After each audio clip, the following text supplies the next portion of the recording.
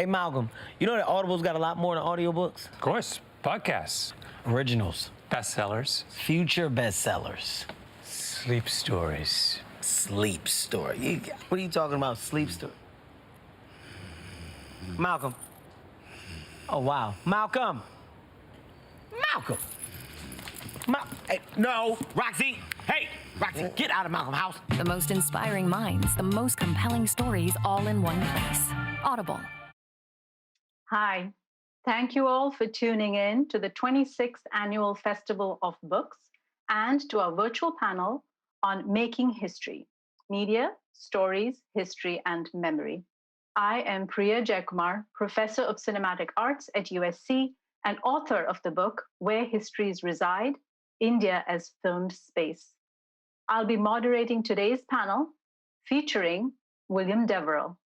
Bill is director of the Huntington USC Institute on California and the West, professor of history at USC, and author of the new book, Kathy Fiscus, A Tragedy That Transfixed a Nation, which we will discuss today. We also have Viet Thanh Nguyen, multi-award-winning author whose accolades include a Pulitzer Prize for his debut novel, The Sympathizer. We will be talking about his new release, The Committed, which is the anticipated sequel to The Sympathizer. Finally, we have Howard A. Rodman, professor of screenwriting at USC and my colleague at the School of Cinematic Arts. Howard is artistic director of the Sundance Institute Screenwriting Lab, past president of the Writers Guild of America West, and author most recently of the novel, The Great Eastern. All the books we are talking about today will be available through LA Times Bookshop. Please don't forget to support your local bookstore, particularly important in these days. Check out the books of our authors at this site. So with that, Bill, Viet, and Howard, welcome. Thank you, Priya. You're very welcome.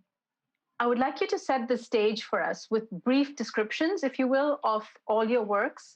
But let me also add that it's always hard to know where to start. And you all start us off at some specific times and places. So Howard, you give us 1859. Viet, you have a prologue, but then you go to the passport being stamped of the nameless man, a man with two faces, with 1981 at de Gaulle Airport. And Bill, you take us to 1949 San Marino. So Howard, can you briefly give us a description and tell us what compelled you to take us to this time and place? Sure. I was one of those kids who read with a flashlight underneath the blankets. And among the things that I read, among the worlds that I entered into, because I liked the world in books a lot better than the world outside the blankets, was Jules Verne. And I was particularly taken with 20,000 Leagues Under the Sea. And then found a bookstore in Paris that sold nothing but books by Jules Verne, and one of these booksellers who seemed happiest when none of the books actually got sold and left the store. So we had many long conversations, and I just thought, wow, I want to live in this world as a writer because I've lived so long in this world as a delighted reader. And then I read an unbowdlerized translation, which told me things that I had never known when I was a kid, that Captain Nemo of 20,000 Leagues was actually Prince Dakkar of India, and during this Sepoy Rebellion of 1857 had sided with his countrymen rather than with the English, who in retaliation had killed his wife, killed his children. And he, with a very black heart and a large animus against the English, decided to live his life underneath the waves. So I thought, I want to tell the story of that guy, the kind of anti-colonialist version of 20,000 Leagues that the English translations kind of skipped over. And then I thought, okay, you have a guy who lives under the sea and really doesn't like everything above it, particularly British ships, which he sinks at every opportunity. We need somebody who lives on the sea and has a real reason for hating everything beneath it. So I brought in Captain Ahab, who seemed to fill that bill. And those two captains seemed kind of destined to be set at each other's throats as a kind of, crossover fanfic.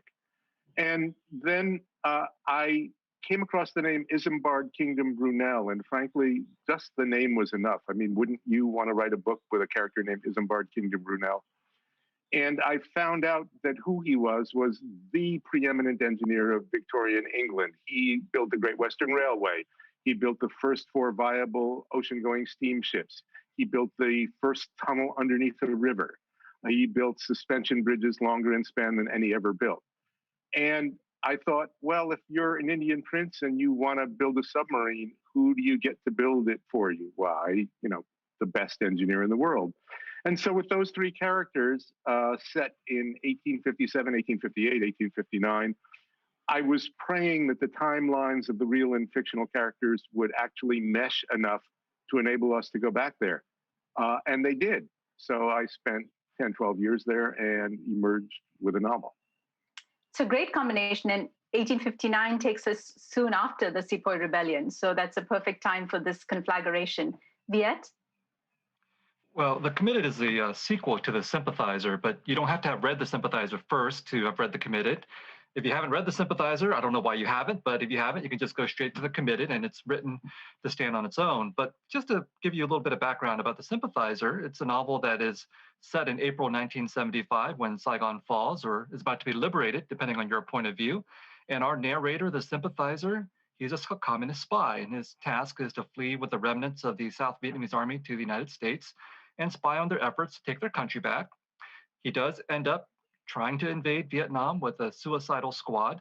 And the last we see of them in The Sympathizer, he's fled Vietnam again as a refugee on a refugee boat, and that's exactly where The Committed picks up. Now, in The Sympathizer, I set out to try to offend everybody, by which I mean Americans, anti-communist Vietnamese, and communist Vietnamese, and I think I succeeded, judging from my hate mail.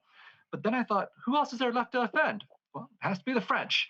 The Sympathizer is part Vietnamese, part French, and I wanted to take on the question of French colonialism, give myself an excuse to go to Paris and spend some time doing research there, which I did do. And after the prologue of The Committed, the opening scene is at Charles de Gaulle Airport. And the reason why I set it there is because refugees are not only fresh off the boat, but fresh off the Boeing sometimes, but also his arrival at Charles de Gaulle Airport in 1981 allows him to observe that this airport was named after, obviously, a very important historical figure in French politics who liberated the French from the Nazis, led the Free French forces. The French are very, very proud of this. And of course, my narrator, being the kind of person that he is, a man of 2 faces and 2 minds, has to observe that even as de Gaulle is liberating the French from the Nazis, the French are reinstating French colonial rule in Vietnam. Contradiction, he says, but contradiction is the perpetual body odor of humanity. And the rest of the book goes on to explore that body odor. Perfect. So, Bill. My book is a very micro-historical take on a tragic event that occurred in the springtime of 1949, just about 72 years ago right now. And it begins on a very prosaic and normal day, at the end of which the world changed. So the book opens up with a mother and her sister chatting in the kitchen of their little home in San Marino, California, looking out into the backyard where each of those 2 women's children played together. And all of a sudden, 4 children spotted in the field became 3. And the book opens up with that moment of an ordinary day turned terrifying. And unlike my friends and colleagues with whom it's just a delight to be with you all here today, a lot of my research could be done on my bicycle. I could go just to where that event took place, and it's a story of a little girl who tumbled down an abandoned well and moves across the next 48 hours of a feverish rescue attempt that is itself fascinating, but also had reverberating consequences through American culture and media. I think we're all sitting in the place where your history is being told, right? Pasadena and Glassell Park. But also, I mean, like Viet and to an extent Howard, I think that we also embody some of those histories. So I think that your histories are also large canvas in many ways, both local and broad. But to stay with Bill and Howard for a second, these names of Isambard Kingdom Brunel, fantastic name, short man, but big deeds, right? And Henry Huntington that Bill talks about, these men seem to play an important role in your narratives. And they are the kind of men that history is usually about. There's museums to them and buildings to them, even if they're sometimes forgotten. So why are they important? And I think we have an image of Isambard Kingdom Brunel, rather a hyperbolic sort of image we could show right now. But if, Bill, you could, first Howard, if you could talk about IKB a little bit, and then Howard with Huntington. Sorry, Bill with Huntington. Go ahead. Sure. I mean, one of my favorite songs from my punk rock days is Gang of Four's It's Not Made by Great Men. And their view of history, which is one I share, which is that history as received by us is the history of this great man invented that, this great man conquered that. When in fact, I think as we all know, history is made from the bottom up, not the top down.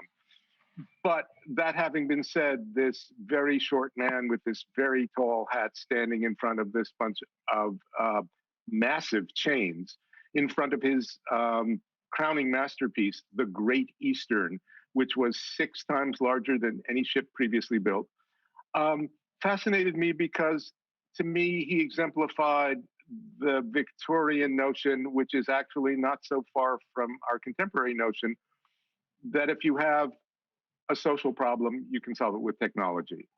And that technology, the improvement of it, is always going to lead to the enrichment of human happiness, which is also not true. But at the same time, it's deeply fascinating. And all of the processes he went through to dig a tunnel beneath the Thames or to build the largest ship ever built really are interesting in the details, because as we all know, God lives in the details. So I kind of wanted to explore the body odor of how these people could be so technically accomplished, morally blind, and working in service of goals that they only had a dim awareness of. Perfect. I mean, I think body odor of history can be another subtitle of this panel then. But Bill, you take us into the tunnels that are also part of Huntington's vision. So can you talk a little bit about the tunnel and this sort of, I think, Howard is already pointing us in the direction of toppling some of these iconic figures, but also acknowledging their grand designs. So tell us about the tunnel that you give us fascinating details on. So the event of the little girl tumbling down this abandoned well occurred very nearly in the literal shadow of the Huntington estate, and very much figuratively occurred in the shadow of Henry Huntington and his impact upon the landscape here in the first third of the 20th century. We all, or many of us, are familiar with Huntington's conglomeration of trolleys and suburbs. Very, very important to the look and feel of Southern California in the period. But what I was interested in is his equally ambitious grasp upon water, because the San Gabriel Valley actually has a great deal of water just beneath the surface of the earth. And that's why that well was there for that little girl in 1949 to tumble into. And Henry Huntington at one point owned an even bigger swath of the region there in the San Gabriel Valley, precisely because subterranean sources of water were easy to get to water citrus and other fruit, and also to water suburbia. And so I was very interested in making sure the layers of that barony were well covered by the time I get to a little girl playing in a field. Yeah, and you do that really well with the personal story that you start with as well. Viet, let me turn to you. Now, there's lots of historical figures in your novel, rich numbers of them who keep popping up at unexpected moments, but really the center of the story is with characters who are unnamed or who have allegorical names, suggestive names, even fairy tale names. And some of my favorites are creme brulee, eschatological muscle, what's not to like there, and Le Cowboy. So tell us a little more. And of course, Vodan, which apparently means no name in Vietnamese. So why did you go strategy? Well, the naming is a strategy that continues from the sympathizer when we never know the name of the sympathizer himself. He's nameless in there, and that novel is stocked with characters with characteristics for names instead of real names for a lot of them. And I was thinking a lot about the Iliad, about how characters would be introduced, and in this oral tradition, they would have names, but they'd also be identified with a characteristic that would be repeated over and over. So I wanted some of that mythical quality for these books. And I also wanted, the books are highly stylized. And I was looking for every opportunity I could to make the style distinctive in some fashion, and the names were one way of going around that. And as for our sympathizer in The Committed, he does finally have a name. He has to have a passport to get into France, and the name on his passport, he says, is Vo Yang, which the French take to be a real name. And our sympathizer, the narrator, says, well, the joke's on them because Vo Yang means anonymous. But as he reveals, the reason why he's picked this name is that when you go to Vietnam and you travel and see the many cemeteries for dead Northern Vietnamese soldiers that are there, many of these graves are marked Vo Yang, nameless, because they remain unidentified. So it's a joke on the French bureaucracy, but it's also ultimately a joke on him. He's the butt of the joke. And that is part of hopefully the power of the novel, that he's always satirizing, trying to point out the problems of power and hypocrisy above him, but he himself is always ultimately the butt of his own joke. So his namelessness allows him, I think, to stand in for every person, or every man at any rate, but his namelessness is also at the same time a tragedy for him. Yeah, absolutely. One of the things I love about the novel is how multi-directional it is. Every time you think you have a hold on something, and the critique is reflected back. Going along with this idea of the namelessness or no name, Howard, Nemo is nobody in Latin. So there seems to be a way to transition from one to the other, but also maybe some of the ideas apply to your book as well, where he calls himself that after the Sepoy Rebellion and after he decides to sabotage civilization itself, right? And so how, in what multiple ways are you toppling some of these statues of history and the idea of heroes with this no name, nobody, Nemo? Well, I think the book, either sadly or triumphantly, depending on your point of view, wants to have it both ways, which is to say there are these large iconic figures, bigger than life, two fictional, one real life. But the story I want to tell is not the story of their grandeur, but the story of all of the nameless lives that their inventions and their machinations impact. At the center of this book is the transatlantic telegraphic cable, which was laid several times, but finally successfully in the 1860s, which Prince Dakar, now Nemo, understands will knit the world together at somebody's expense, and that the expense is always going to be that far off land at the end of the cable. And what he holds dear in his own ideology is that you want to come conquer us, you want to come enslave us, you want to send your missionaries, your slave traders, your merchants, do it in person. I don't want to see a 20th century arrive in which those who own everything can enslave by wire, by remote control. And so there's a kind of use of the named characters to carry on the mission of all those who history, at least history as written by the victors, doesn't usually allow to speak. Yeah, absolutely. I think there's a triad of characters at the center of your novel, Howard, and also a triad, the three men of the Brotherhood in Viet's as well. And they each also bring a certain different perspective on the issue at the center. Because as you mentioned, IKB has a different perspective on the cable, of course, as they both realize. Bill, I think that this also speaks to the anonymity of the Fiscus family, but also all the community that gathers around this tunnel.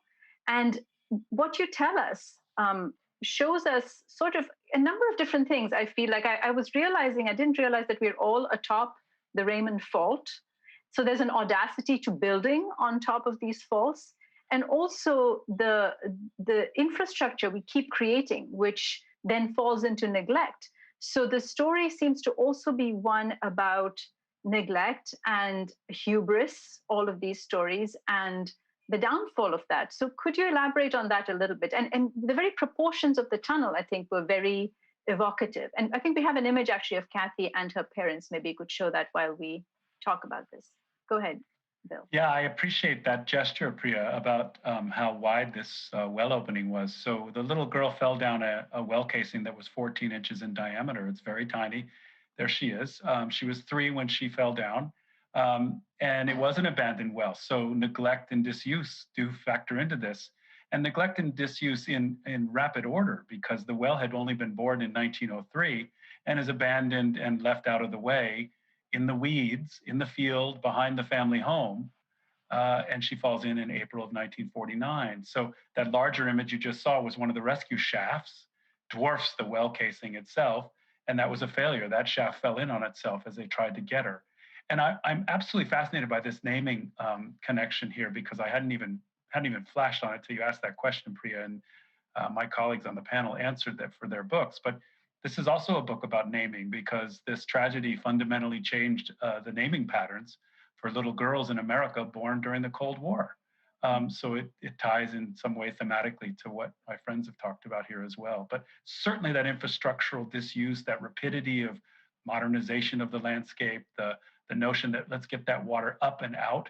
When they dug the well she fell into in 1903, they hit water at 7 feet and bored past that to have water pressure continue. But when she falls 90 feet dry. So the aquifer had been tapped very, very ambitiously over less than 50 years. Yeah, I mean, I have a little girl, and those dimensions are just frightening. You know, you said 14 inches, but it goes 90 feet. Disastrous. Yeah, and it goes farther than that. You know, that's how far she falls. But the well had been bored hundreds and hundreds of feet into the earth initially. Unbelievable. So, Viet, you know, this sort of reading all these books reminded me of a philosopher and a historian who sort of hovers around, I think, particularly your and Howard's books. And maybe if we get a chance to talk about him more, we will. But that's Walter Benjamin. And in his thesis on a philosophy of history, he says, and I quote, "There is no document of civilization which is not at the same time a document of barbarism."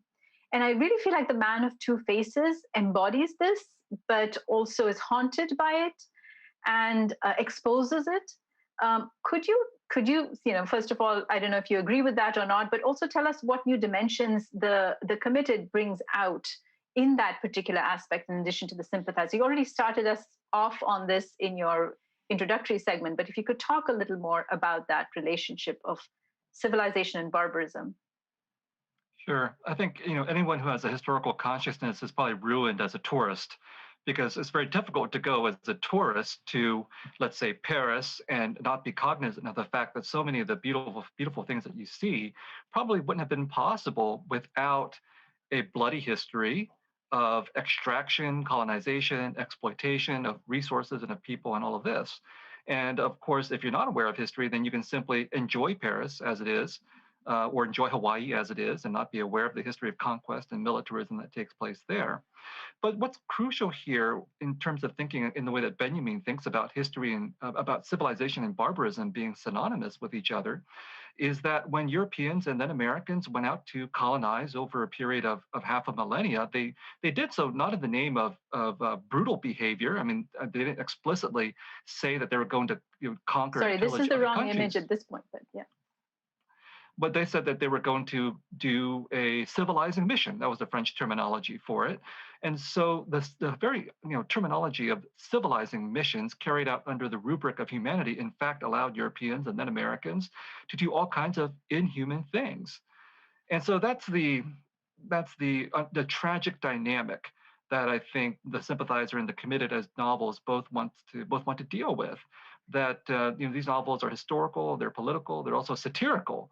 And I think the satirical tone is really crucial to try to reveal how underneath the veneer of civilization and politeness and beautiful manners and beautiful cultures lurks something much more problematic and inhumane oftentimes. And satire is one of the best tools that we have for precisely trying to puncture these kinds of veneers of hypocrisy. Absolutely. And I think one of the things that's so page turning about your books and all your books is, Viet, in your book, you just make this, combine it with burlesque and satire and this grim history, you just bring it home to us. So it reminds me actually of another favorite protagonist of mine. This is Jane Austen's Catherine Morland from Northanger Abbey, and her often quoted words. She finds history boring. She didn't read any of your books, but she says, history is boring because there's just full of quarrels of popes and kings and hardly any women at all. And yet I often think it odd that it should be so dull, for a great deal of it must be invention. We'll talk about the gender part of it later, but I do want to think about this inventiveness of history. And clearly we cannot know and see everything. There is an element of construction, conjecture. But at the same time, we live in this frightening post-truth world where the very roots of evidence are sometimes chipped away at. So we are aware that witnesses are important, that denial of history damns us to relive it. So I would like each of you to reflect on this relationship between fact and conjecture. And Bill, maybe you can start us off by telling us how you piece it together, what can simply not be known, so when you're in the realm of conjecture, and where you draw the line. What a wonderful question. I spend my whole career, as I think my friends do as well, trying to figure out where those lines are drawn. The event I'm writing about occurred largely over about 48 to 54 hours. And so it's very contained chronologically. But in the ensuing nearly 75 years, a lot of the puzzle pieces have been cast about and lost or misplaced or misaligned, in my view. And so part of my challenge was to try to get the story right in sequential adherence to the way in which I think it unspooled. I encountered less of the inventiveness of history, although I do in other parts of my work, than the fallibility of memory, because this is an event that people remember indelibly, or think they do. It was a very powerful event, cast across the airways, cast across the radio in the print journalism of the era. And many people thought and have told me certain things that they actually have misremembered, because, for instance, television broadcast, which this event really revolutionizes, was very regional, very local. But people have said they watched it on the TV hundreds, if not thousands of miles away, which could not technologically have been true. So it's not my job to scold them. It's my job to try to put it together in this way. And where conjecture with the historian, at least in this case, is a very personal book for me for odd reasons. I feel entirely comfortable in the book saying, I don't think we'll know this, but here's what I think may have happened, or I'll speculate here, and just carry the reader along a little bit with my own uncertainty and hopefully honesty, and hopefully I've established some authority to be able to suggest things without saying absolutely this happened. Right. And I think one thing you do really powerfully is, we don't know how she fell in there. So, and that sort of traumatizes the parents, but you have also made it traumatize, I think, the potential parent, or the parent in all of us, or the human in all of us, to think of what was it that made her trip, or was she hiding while she was playing hide and seek? Yeah, that mystery Howard, is enduring. That mystery is enduring to me. So finishing the book has not ended that mystery for me. Absolutely. And it's interesting that you leave it open-ended. I think there's some things that are important to leave open-ended in that way. Howard, you literally have two fictional characters with one historical character. So, can you talk about this, where you were drawing the line, or were you not caring about the line, or what you were doing with that boundary? I've been contemplating that line and crossing that line all of my writing life. My previous novel was about absolute historical figures, and I wanted to get it right. But there's always the question when you're writing of what portion of your responsibility goes backward to the very real people and very real lives that you are depicting, and whose internal thoughts you are presuming to know, and what part of your responsibility is forward toward your audience. And there's also, I think, a similar question about history, when you're trying to get it right. There's a quote that has always stuck with me from Thomas Pynchon's first novel, V, which he wrote when he was 24, 25. And there's a character in it named Stencil, whose doing this vast historical search to find out who his mother was, a mysterious courtesan who has left traces, kind of, sort of, named V. And what Stencil says, or what Pynchon says about Stencil at one point is, around each seed of a dossier, therefore, had developed a nacreous mass of inference, poetic license, forcible location of personality into a past he didn't remember and had no right in, save the right of imaginative anxiety or historical care, which is recognized by no one. And I think part of what we do is to recognize that anxiety, that care, and try to use it as responsibly as we can, knowing that every time we are true to the history, we're betraying something else. And every time we are true to our audience, we're doing it at somebody's expense. That's so beautifully put. And I think this voice of care, maybe I can link it back, Viet, to your bringing up the idea of satire, when satire becomes the voice of care in a certain way, because you're dealing with someone who's been through a re-education camp. So literally, lies have been fed to this person as truth, and authoritarian states will twist the truth. So how do you correct the record in such an occasion? And I think that your novels appeal to the theater of the absurd. You have all sorts of, there's Beckett, there's UNESCO, there's a head leaking with ink, surrealism, and the surreal elements in Howard's novel as well. But do you think satire can speak the truth to history better than other forms, or what is your attraction to this form? I don't know if it's necessarily better. I think certainly you can speak truth to power when power has been abused by doing historical work, as a historian like Bill would do. But satire, I think, does do something different, which is that it allows a very kind of scabrous voice there, very anti-authoritarian voice. And I'd be, love to hear from Bill if there are historical accounts that are written with a satirical voice, but at least with a novel, you can interject that satirical voice. And the satire itself, that tone, is a way of speaking truth to power, because here the satirist, or the novelist as satirist, assumes the position of the comedian of history, of the clown, the one who's willing to say, hey, the emperor has no clothes, which is very dangerous to say if you're standing right in front of the emperor, but as a novelist, you have a sort of a safe historical remove. But the tone itself, the willingness to make a joke at the expense of power, is really crucial to this task of exposing these kinds of abuses. Yeah, and you'll do it very well. I want to come briefly then to, after kind of dismantling these histories, briefly to actual history with a capital H, as we often think of it, with names and dates, because those do figure as sort of a canvas. And Bill, you talk about the Great Depression and the Irish famine, but can you talk about media history at this point? Because this was a crucial point with television history. So can you talk about that? Yeah. So the little girl falls in around dusk on April 8th, and she's crying below the earth. Before long, print journalists show up. It goes out on the wire services.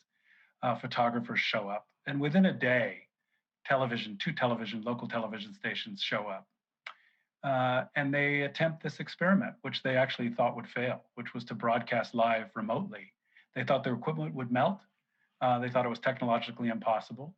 They have the fortunate geography of the tragedy being due south of Mount Wilson, and they're able to aim their cameras up to transmission devices at the top of Mount Wilson, still there. And so this becomes an experiment in remote breaking live news. And it, as such, becomes the key revolutionary moment in making remote live television news something that's both doable, but also demonstrated by the folks watching it and then driving up television sales overnight, that the public was hungry for this. And so reality television, yes, it's that too, but it's breaking live spectacle news. And again, nothing like this had ever happened before. And now we're plagued by it almost, right? The creation of sensation. I think we are. Yes, I think we are. Yes. Howard, I mean, we already spoke about the Sepoy Rebellion. It creates this figure, Nemo, who sets about sabotaging things. I was thinking sabotage, the word, is French, and it comes up in 1903 and related to a labor history where workers are trying to sabotage their workplace. You take us further back, and I think both in Viet's work and your work, there's kind of an interest in France, and now we can maybe show that image of the communards fighting. But why is this point in history, and you talked about today as sort of in a moment of an anniversary, which I'll let you speak to, why is this important to you, the Paris Commune and this moment and this context? Well, let me start by saying that I love the word sabotage. It comes from, sabot, those wooden shoes that people would literally throw into the gears of a machine to stop it from functioning. And so, sabotage is this wonderful notion of making things stop or destroying things, but it comes from a very simple gesture of hurling your wooden shoes into the gear. As for the Paris Commune, it just feels to me like it is one of those moments in history. I think Toussaint Louverture's rebellion in Haiti is one of them. Depending on your politics, you might see the very early days of the Russian Revolution as another of those moments, or some of the anarchist moments during the Spanish Civil War. But it's a moment where the possibility of the future seems inherent in each moment, and that all of the things that are either impossible or not impossible are seen to be arbitrary, are seen to be the product of human decisions, not the product of inevitability. And so that's very, very attractive to somebody who is interested in how things change. I think the danger for many of us, and certainly the danger for me, is the romanticizing of the Paris Commune, of looking backward to that great historical moment of rebellion and saying, wow, wish I'd been alive in those times, but in fact, we're alive in these.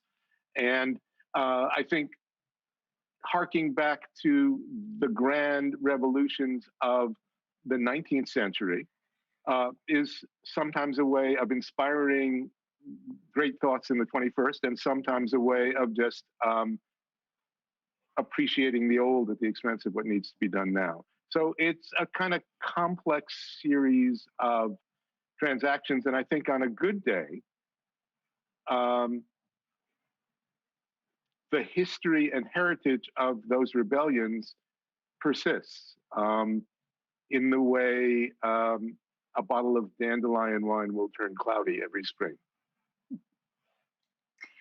I think talking about maybe not the wine, but the complexity, but Parisian wine, good things can be said of that too, and the complexity of it.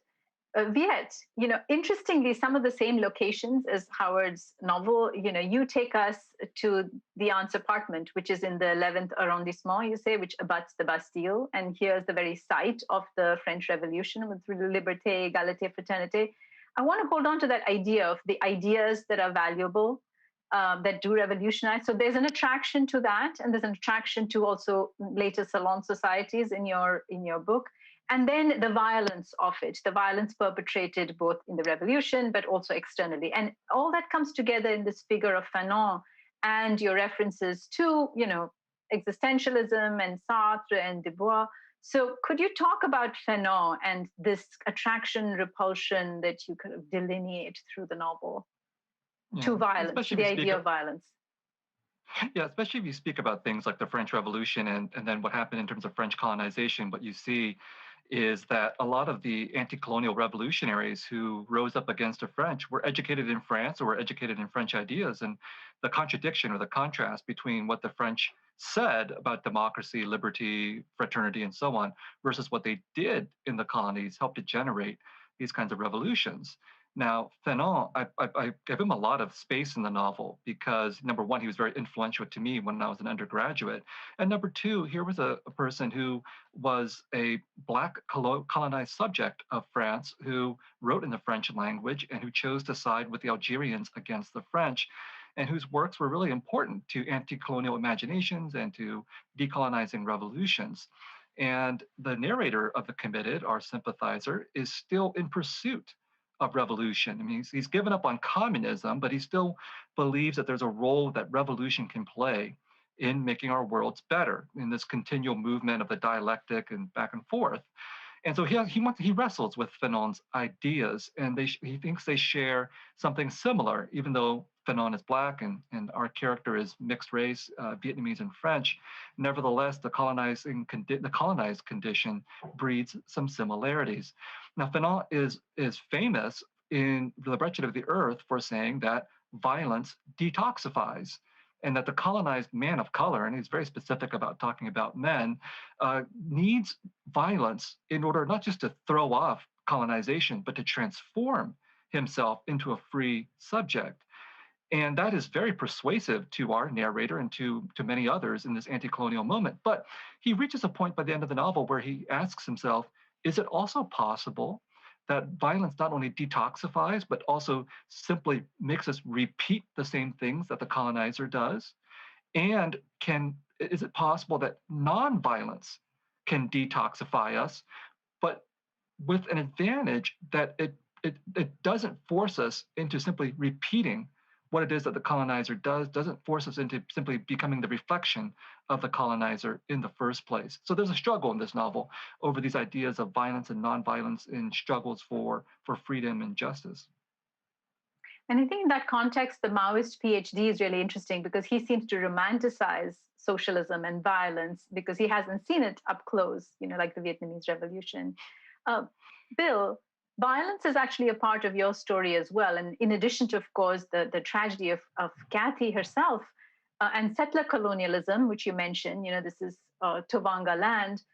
But there's also the slow violence of the environmental toll. We saw the image earlier of the huge pit, the instability of that, this geoengineering without really any thought, especially at that time.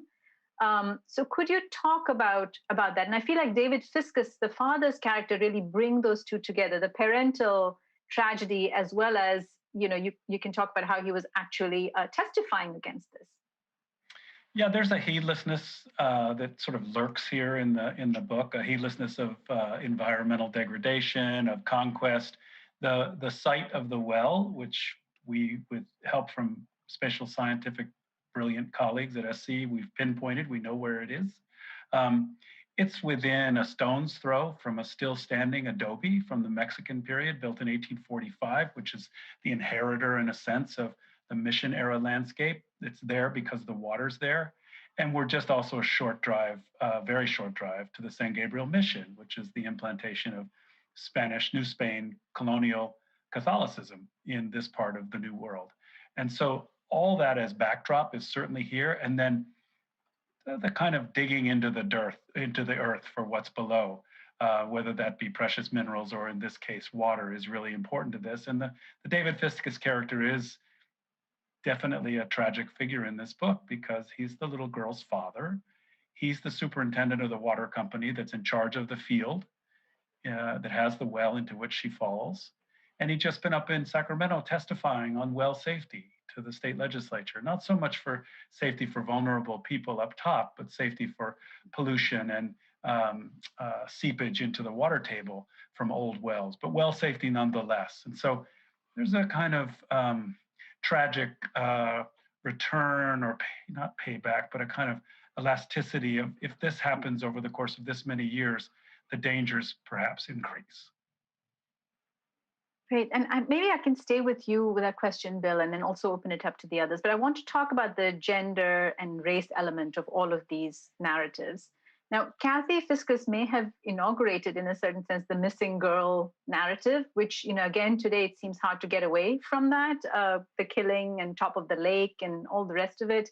So is this a gendered narrative? And also, is it a raced narrative in that, would the story have been different if the child had not been white and blonde? Of course, there was a TV film, called The Well that you mentioned in your book. But at the same time, the history of redlining, the idea that, the LA Realty Board did not allow African-American members on it until the 1960s makes me think that this kind of community coming together, may not have happened if the child had been a different child. Bill? I think that's undoubtedly correct. I think the racial dynamics here both spoken and unspoken, explicit and implicit. For many Americans and people abroad, Kathy Fiscus embodied the baby boom. She's blonde and blue-eyed, and she's born in 1946. So the racial dimensions of this, you can see them because the newspapers and the other media outlets are filled during the period of even her rescue attempt with other tragedies of children whose fate is also unknown, but who are not blonde and blue-eyed. And so, yes, no, undoubtedly. And then I found, as you research children trapped below the earth in the first half of the 20th century or even earlier, those that get rescued, it's not unusual for the rescuer, if the child is white, for the rescuer to be Black. And I have to wonder about that. I have to wonder about the coercive nature of you go down there and rescue that child. So yes, race plays a fundamental role here. Gender for sure, no question. There's a song written immediately after the tragedy that rockets to the top of the charts of the what amounts to the pop charts of the day. And the plaintive loss of a sweet little American girl is just echoed over and over between the guitar twangs in that song. Thank you. So Viet and Howard, I mean, you both give us rollicking adventure tales, but they are also undoubtedly quite masculine, right? The central protagonists are male. There's a ritual in both your books about blood brotherhood with the slitting of the palm and exchanging blood. But at the same time, there's an interesting and acute self-consciousness. So Viet, to start with yours, I love the relationship between the aunt and her humorless, handsome lawyer, who's a woman, and the only one who flusters the sympathizer, and the whole discussion about seminal versus vaginal and monumentality and masculinity. And the fact that actually the three readers that he has are all women that you point out of his confessions. So, I want you to talk, and of course, there's a potpourri of races there with the Arabs as well, and the great discussion about burr and butter and, who gets it. So, Viet, could you talk about the race and gender element, which is, of course, all over the novel? Well, in The Sympathizer, the explicit politics are about colonialism and racism, but the implicit politics, as I discovered while I was writing it, was about heterosexuality and masculinity, that oftentimes lying underneath or articulated through these revolutionary nationalist communist struggles was a politics of implicit, implied, normative masculinity and heterosexuality. So in The Committed, I wanted to make those implicit politics much more explicit.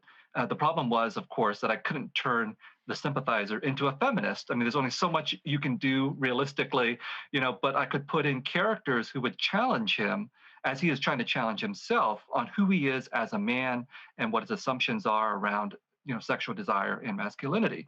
And so those are partly the functions of the stronger feminist characters like the aunt and the handsome and humorless lawyer, who basically call him on his masculine, patriarchal, heterosexist assumptions. And there's a lot of fun to be had in that, hopefully, and hopefully he's also a character who's learning. He's changing. He's part of his quest for revolution is not only to try to understand how to overthrow the state or what a socialist struggle might look like, but also how those struggles are impossible without also a liberation from patriarchy and heteronormative kinds of standards. And I wanted to put him in a context in France where those would come up in a complex web of other relationships, which would include other populations of color, other colonized communities in Paris. So, one thing I did in researching the novel, I went to Paris a couple of times and talked to a lot of French people of Vietnamese descent. And almost uniformly, they said, the French like us. We're doing pretty good here. And I couldn't help but think the French like the French of Vietnamese descent, probably at least partly because of who we are or who they are, but also probably because of who they aren't. They're not Arab, they're not Muslim, they're not Black, but no one brought that up. And so it was very important in the novel to introduce characters from other kinds of colonized backgrounds, from Senegal, from Algeria, from Morocco, and so on, in order to bring up these parallel and overlapping colonizing histories. Absolutely. Howard, your story as well has lots of elements of tenderness between men, but also men and women, and some of the most transcendent moments of love, I think, that I've ever read in novels. So could you talk about that in your book, as well as the character of Longhorn, I think brings in a really interesting dimension to the racial discussion here, in addition to Limo, of course. Sure. I mean, it's impossible to talk about the 19th century without talking about race. And in fact, one of the chapters in The Great Eastern shows Prince Dakkar, who, as many princes of that era during the English Raj, was sent to King's College, Cambridge for his education. And there encountered people who, the fact that he was a prince and they were not, struck them as so wrong that at every turn they worked to humiliate him, because the idea that a person of color could somehow be higher in the social pecking order than them was literally intolerable. In terms of the kind of tenderness within this kind of grand adventure, and what is in some ways an homage to the boys' novels that I read with a flashlight under the covers, I was always looking for those moments where men, women, men and men find each other. The Ahab of this book is like, and in some ways unlike, the Ahab of Melville. There's that wonderful scene at the beginning of Moby Dick where Ishmael wakes up in an embrace with Queequeg, and they quickly become deep friends in that bed. And I wanted to show this particular Ahab as a rapacious, vulgar, impossible American. The voice that I was using in my head when I was writing Ahab dialogue was that actually a sort of, Iggy Pop. I'm a street walking cheater with a heart full of napalm. But I also knew at a certain point that he was gay, and knew at a certain point that his tenderness within this novel would be found in his relationship with a Trinidadian, someone who had been part of the far reaches of a colonial empire. And when that empire relinquished control, traded the literal slavery of that empire for being pressed into service in the Navy, which was a kind of slavery of a different sort. And I wanted to show the fact that the comradeship, tenderness of two people, one a rapacious American and someone else from the colonial world, could both exist and also not quite exist, because after all, this was the 19th century and not our own. There's a longer debate about whether those relationships can exist in our own, but we will save that for another day and another novel. Also, impossible relationships, I mean, at least they should exist in fiction if they can't exist in the real world. Gives us something to aspire to.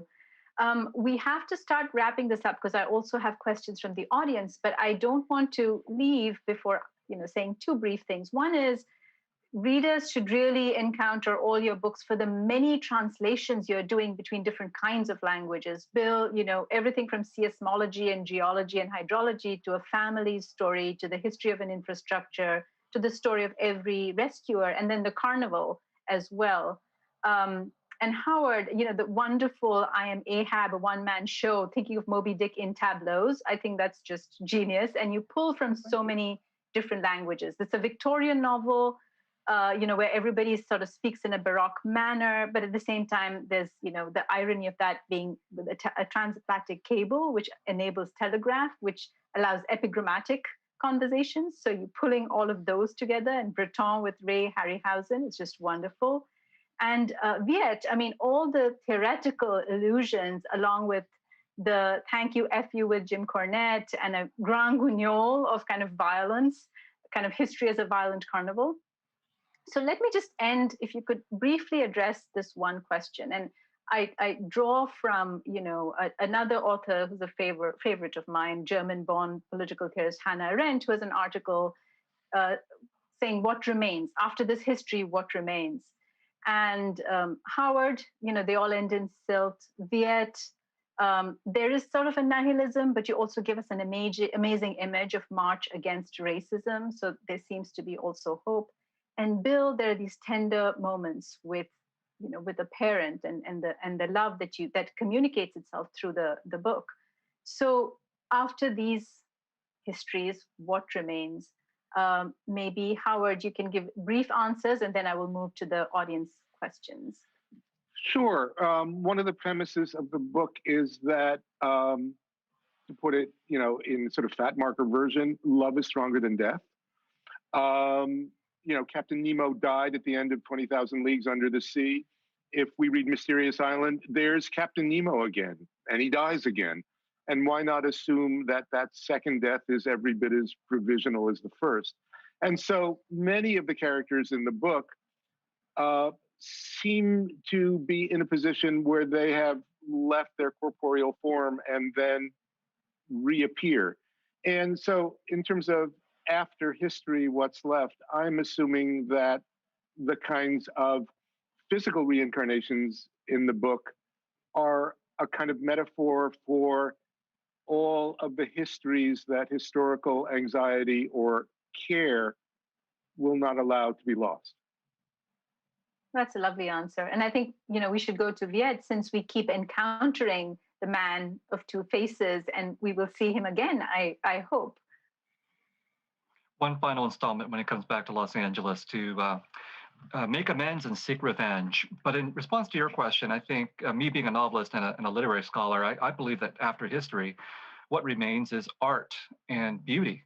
I hope that's not too idealistic of a response, but I think when we look back to the past, those of us who are amateurs and not professional historians, we look for the traces of creation that previous generations of human beings have left behind, from pottery and hieroglyphics to novels and paintings and architecture and all of this. I think that's powerful. That's evidence that there was a human spirit, and that the human spirit wanted to express itself, and that expression persists and survives. Not everybody's expression persists and survives, but these particular artifacts that have remained with us become symbolic of everything that it is that we have within us that's beautiful and that endures. Thank you. And I think that might be Eren's response as well. I think it's friendship and language. But Bill, well, what's your response? I'm spellbound by the comments of Howard and Viet here about this. Well, I ended my book with what remains is water and memory. And I would weave family into that very, very much. This is a book that's written for my children. It's dedicated to them. I wrote this book as a father and a scholar. And then I think the fact that so many thousands of little girls were named Kathy in honor and memory of this little girl who was lost, that's a powerful thing, because that reverberates through time and continues to do so. So I take some solace in that, even though the event itself was inexpressibly tragic. Thank you. Thank you for all those responses. And now we'll move on to our audience questions. The first one is from Jonathan, and this question goes out to all the authors. Jonathan asks, can you each describe the process of grappling with writing in the way most preferred by you versus in the way that it would be best received by an audience? Howard, do you want to start us off? Wow, what a wonderful and impossible question. With me, the process of writing really is about waking up very, very early in the morning before I have any language, before there's my grandmother's voice in my head telling me that I really should get a job. And on a good morning, the characters just speak through me. And I know that sounds like California woo-woo, but in fact, they do. And I'm very fortunate to have a profession where hearing voices inside your head is valorized rather than something that gets you put in a 72-hour hold. But then there's the process of you look at what you've written, and some of it seems inspired and some of it seems to make no sense at all. So at least for me, it's always a kind of two-step where The first writing really is about allowing the voices inside me to speak. And the second one is, well, if you read this, would it make any sense to you? And then, how can we figure out a way of it making actual sense to a reader in a way which doesn't betray the impulse that caused it to exist in the first place? Thank you. Viet? Howard, I want to write a novel called California Woo Woo. I've heard of that before. That's fantastic. But for me, there's an unideal way of writing and reading, and there's an ideal way of writing and reading. And unfortunately for me, the unideal way seems to dominate my life, and the unideal way is one of fragmentation, whether I'm writing or reading. My life is interrupted by various kinds of obligations and social media and so on and so forth. So it makes the process of writing less than ideal because I can't sit down for a continuous period of time. And the reading is less than ideal too, because if I'm reading a novel, for example, I'm easily distracted by my phone or by my computer screen and all that. The ideal way of writing and reading is uninterrupted time. And with the Sympathizer, I actually had that. I had 2 years where no one knew who I was, no one cared. I was on sabbatical from the university, and I had a 2-year dreamlike experience of writing this novel every day. And it replicated, I think, or paralleled my ideal form of reading, which is, again, a dreamlike experience. When I look back on my childhood and the many incredible hours I spent in the library and at home alone with books, they were like a dream, and they were uninterrupted. And I could sit down and I could read a book in a day or 2 days and be completely enraptured. That's the ideal experience that I hope a reader receives any book, but including my own book. And that's the kind of writing experience that I just hope I can try to recapture again. Thanks, Viet. Bill? For me, this book was a kind of ideal experience because so much of the writing took place when I wasn't trying to write it. I just lived with it because it grabbed me so hard for a dozen years. So it was written in draft before a word went on the page. And then I was fortunate, much like Viet's experience, I was fortunate to get some time to sit and actually then let the words tumble out. And also, as everyone, all of us on the panel know, these books are the product of many, many brains and hearts. And so living it with friends and family and my children and a brilliant editor at my press, that's really shaped the book in remarkable ways. So I would say in that case, this was a book that maybe I didn't know it, but as it was produced, is the book I was kind of meant to produce about this event. So I'm very, very gratified by that. It's wonderful to have that correspondence between yourself and your work. The next question is from Daisy to Viet. So Daisy asks, when you wrote The Sympathizer, did you know that there was more to the story and that you wanted to follow it up with a sequel, or did that come to you later? No, I set out to write just a one-off novel with a Sympathizer, but then when I came to the end, there was a pragmatic consideration of what am I going to write next? And since it was a spy novel and you could do sequels to spy novels, that was an easy option. But also I wanted to continue the story of the Sympathizer, as I said earlier, that I wanted to see what happens to a revolutionary who's disabused of his revolution, but who hasn't given up on the idea of revolution as a whole. So that's really what happens in the Committed. He continues to try to figure out what the possibilities of revolution are.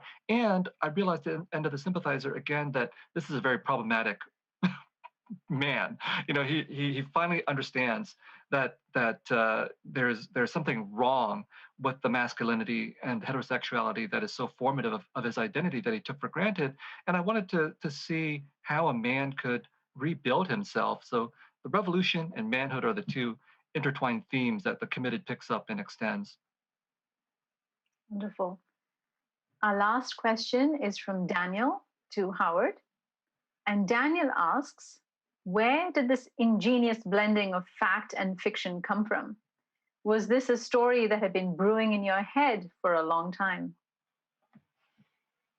It had been brewing in my head for a long time, and it took a long time to write. And I think there was a period of my life where everything I came across was a kind of virtual, like, Post-it note that, well, that somehow belongs in the book. When I read about Ishmael and Queequeg described by Melville as a cozy, loving pair, or when I went to see a Godard movie and there was an intertitle that said, "Human labor resurrects things from the dead," or when I was watching the opening ceremony of the Olympics in London, and there was Kenneth Branagh with big sideburns and a top hat, and everybody was saying, "What's Abe Lincoln doing at the London opening Olympic ceremony?" But he was being Isambard Kingdom Brunel.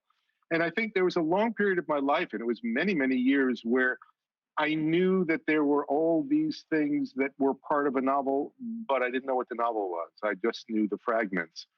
And then there was a period of more than a decade, which was actually about the actual writing, of course, interrupted by all of the things of daily life, and of course, interrupted by other projects. And, then one morning there was, an 823-page manuscript. I was told it was rather indulgently long, that the ratio of what I'd learned in research to what was on the page was about 1-to-1, and they were right. So I cut it down to a kind of lean, sinewy 802 pages, and then was told there was more work to do, and that's how it became the volume that you now can hold in your hands.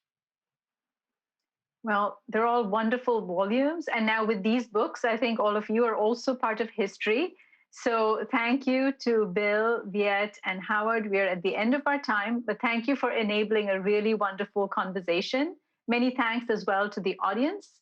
Don't forget to support our local bookstore and check out LA Times Bookshop for books by these authors. Also keep reading, keep telling your stories and histories. Goodbye. Thank you so much, Priya. Thank you, Priya. Wow. Thanks a lot.